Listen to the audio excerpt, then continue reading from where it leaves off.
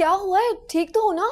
कुछ भी ठीक नहीं, बल्कि दिन ब दिन सब कुछ खराब होता चला जा रहा। किसी से झगड़ा हुआ है क्या? जिसे जिंदगी धोबी की तरह पटके दे रही, वो क्या किसी से झगड़ा करेगा? देखो, परेशान मत करो, बताओ क्या बात है। मरियम, बात यह है कि अपने लोगों की मजीद बातें बर्दाश्त नहीं कर सकते। जिंदगी अजाब बन गई। मेरी वजह से? पता नहीं यार।